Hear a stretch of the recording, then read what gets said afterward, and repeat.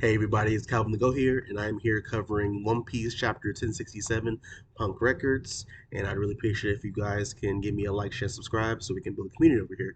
Also, I'm a little under the weather, so if I start to cough or something like that, sorry about that. Not feeling the best, but I'm still gonna get this chapter out for you guys. I'm still gonna get this review out for you guys. So we had a pretty good chapter today. It's called, Punk Records, and kind of to get a little bit more explanation about that.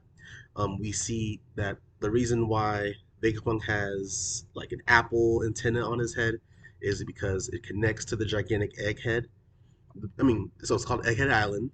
It connects to the gigantic egg, and all of the six punks, the information from what happens in a day, I guess, it all kind of goes there.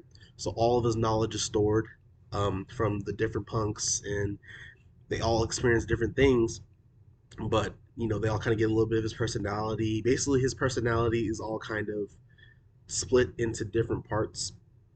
We see all the different kind of punks that he has, and then all of their information is stored in there. So it's really so basically it's like a gigantic library of all of his information, all of his, and he's eating the brain fruit, something like that, which makes sense why his head was so huge, because like literally it was Del fruit, and it wasn't just a goofy Oda design.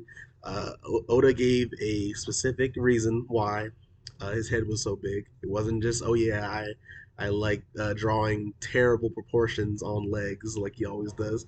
It makes sense why, and it really, I think that's something that a lot of people have thought about, where it's like, okay, if there's a character that is the smartest in the verse, who is the king of the crop when it comes to science, it makes sense if they had a kind of brain fruit, like, or something that enhances their thoughts, you know what I'm saying? So, or IQ or whatever. But really, it's just his brain is huge, so we can store so much information, and he can get the job done, right? And that makes a lot of sense. And Bonnie tried to attack Vegapunk because Kuma was turned into, basically a cyborg, and doesn't really have his emotions or anything anymore. But I'm still kind of iffy on that. I don't know if he's completely gone, uh, especially because he helped the Straw Hats multiple times, and he also was protecting the Sunny during the 2 year time skip. So I think there's more than meets the eye with Kuma, and we kind of see a little more of that in the chapter. But it's really sad that, I get it, bro. Like, imagine if one of your family members was turned into a robot, and that's based in her mind and in my mind too. That's basically killing them. But we need to get a little more information on what's going on there. Maybe he was gonna die already.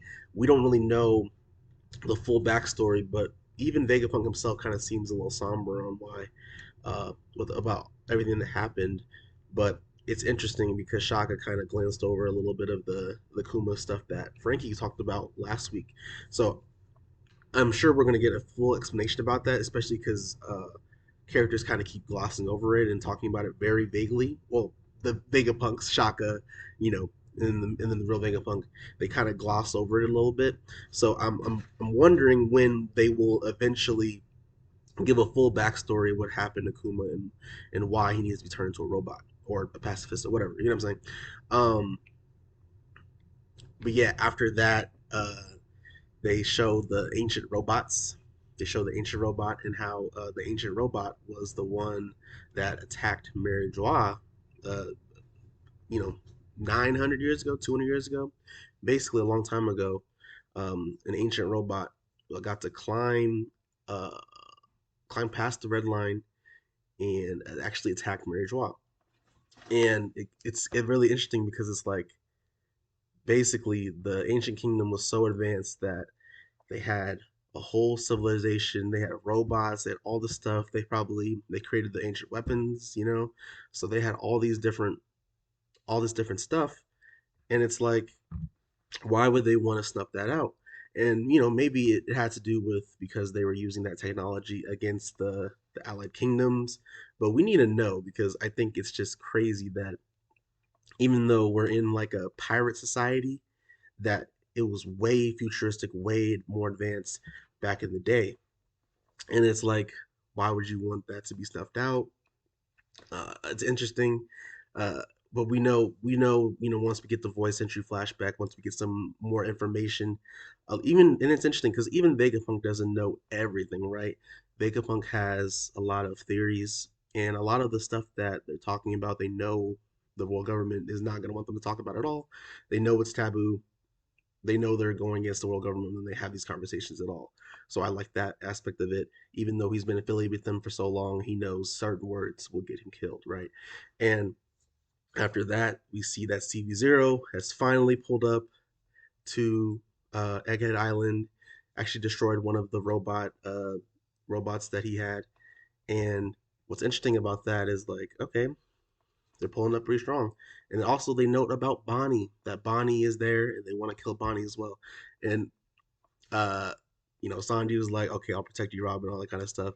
What's interesting to me about that all, it's like we know dang well that CB0 is not killing a soul. I think the stock of CB0 is a little bit down. I kind of wish we didn't see them that much in Wano, especially because Izo killed one of them. It's like, okay, are we really gonna take CP0 seriously if Izo can kill one of them? But that's another topic for another day. Um, so yeah, we might see CB0 versus Straw Hat, CB0 versus Vegapunk soon. That's pretty cool. I'm really excited for that. And at the end of the chapter, we see Kuma running away, um, falling on his back, like he's trying to go somewhere. I don't know what's going on there, but and at the end of the chapter, Ivankov, I think, says it's time for the Revolutionary Army to start. I think that means they're going to really start making moves now. I'm really excited to see what the Revolutionary Army can do. I want to see Dragon. I want to see Ivankov. I want to see everyone going off and making their plays. I'm really excited to see what happens there. I really appreciate you guys for watching this video today. It's a little short one. I probably will try to make another topic video this week. And I really appreciate you guys for watching these videos. And have a good day. Calvin the Goat signing out.